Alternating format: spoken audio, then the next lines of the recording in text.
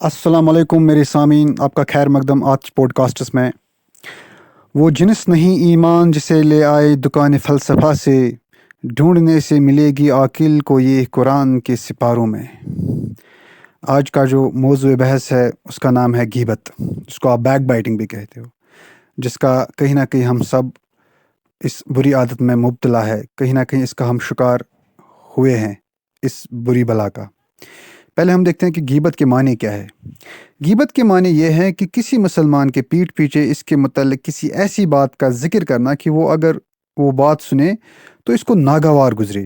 मसलन किसी को बेवकूफ़ या कम अकल कहना, या किसी के हस्ब नस्ब में नक़्स निकालना, या किसी शख्स की किसी हरकत या मकान या मवेशी या लिबास गर्ज जिस शय से भी उसका ताल्लुक़ हो, इसका कोई ऐब ऐसा बयान करना जिसका सुनना इसको नागवार गुजरे। मुझे लग रहा है कि बैज़ सूरतों में गीबत जायज़ है। मसलन जहाँ किसी शख्स की हालत छुपाने से दीन का या दूसरे मुसलमानों का नुकसान होता है, वहाँ अगर आप उस बात को बयान करें तो दूसरों को फ़ायदा ही पहुँचेगा, लेकिन ज़्यादातर इसके नुकसान ही होते हैं। मिसाल के तौर पर गीबत करने का सबसे बड़ा नुकसान ये है कि दिलों में रंजिश पैदा होती है, जो फिर झगड़ों लड़ाई का रूप लेती है। और गीबत करने के साथ ही कल्ब में ऐसी जुल्मत पैदा होती है जिसे सख्त तकलीफ़ होती है। गीबत करने से दीन व दुनिया दोनों को नुकसान होता है। हदीस शरीफ में है कि गीबत ज़िना से भी ज़्यादा ज़रर का बाइस है। गीबत करने वाले की अल्लाह बख्शिश न फरमाएगा जब तक बंदा माफ़ न करे, क्योंकि ये हुकूकुल इबाद से हैं। गीबत करना गोया अपने मुर्दार भाई का गोश्त खाना है। गीबत करने वाला डरपोक और बुज़दिल होता है। गीबत करने से चेहरे का नूर भी कम पड़ जाता है। और गीबत का सबसे बड़ा नुकसान यह है कि गीबत करने वाले की नेकियां जिसकी गीबत की है उसको दी जाएगी। ये तो आपने सुना ही होगा। अब हम देखते हैं जो ये गीबत है, ये बुराई जो है, ये बुराई गीबत जो है, ये आजकल हम सब का महबूब मशगला बन गया है।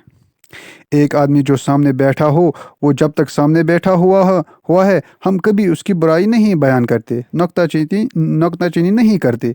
लेकिन जो ही वो उस महफिल से उठ जाता है तो फिर क्या, फिर हम बुराइयों के पुल बांधते हैं उसके बारे में। आपको ये भी पता हो कि पेशे से मैं एक टीचर हूँ। आज से चंद साल पहले का वाक़ा है कि ये जो बीमारी है ये तो हम हर एक हलके में अब आ गई है। एक टीचर हुआ करता था, नाम तो नहीं लूँगा उसका, वो भी किसी दूसरे बंदे के बारे में, दूसरे टीचर के बारे में ऐसी ही बात बोल रहा था कि जब वो छोटा था तो उसके ये ऐब हुआ करते थे, उसके घर वालों से उसकी नहीं बनती थी। और उसने बातों बातों में ये भी कहा कि जब वो छोटा था तो वो शराब पिया करता था। तो आपको पता है मैं तो इतना बर्दाश्त करने वाला बंदा नहीं हूँ।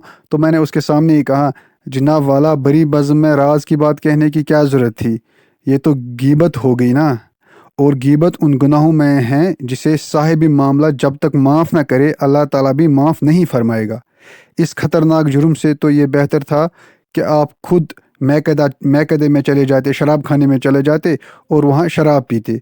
शराब पीने से तो आप कोई लज्जत तो मिल जाती, उसके बाद अगर तौबा भी करते तो हो सकता था ये गुनाह माफ़ हो जाए। लेकिन जो आपने गुनाह किया, अगर आप इसकी तौबा भी करेंगे तो शायद ये माफ़ नहीं हो सकता जब तक वो आदमी माफ़ ना करे जिसके बारे में आपने ये बुराई बयान की। तो यहाँ मुझे सैयद सुलेमान नदवी साहब का एक शेर याद आता है, टूट ही जाती है हर मौसम गुल में तौबा, जो ना टूटे मेरे गफ़ार कहाँ से लाऊं। तौबा तौबा मेरी तौबा भी है कोई तौबा, टूट जाए जो न हर बार कहाँ से लाऊं। ये जो एक बुराई है समाज में आम है, हमें अपना एक मुहासबा करना चाहिए। हो सकता है कि हम इस बुराई से बच जाएं। एक दूसरी बुराई का भी जिक्र हमारे कुरान में किया गया है, और वला तजस्सुसु, यानी कि आप ना दूसरों की जासूसी ना करो। ये छोटी सी बात है। अगर इस आयत को हम ऐसे बयान करें कि हमारा मशगला बन गया है, दूसरा मशगला जो सबका फेवरेट मशगला है, मुस्लिम माशरे में ज़्यादा ही ये आम है कि हम दूसरों की जासूसी करते हैं।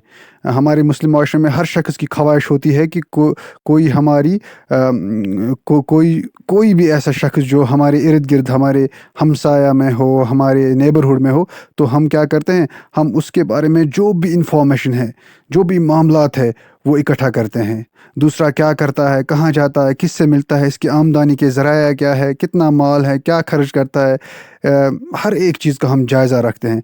हमें ये जो बुराई है इससे भी अपने आप को बचाना चाहिए। लास्ट में इस पॉडकास्ट का मैं इख्तिताम एक शेर से करना चाहूँगा تہمت چند اپنے ذمہ در چلے، تہمت چند اپنے ذمہ در چلے، کس لیے آئے تھے ہم کیا کر چلے. باقی وسلم.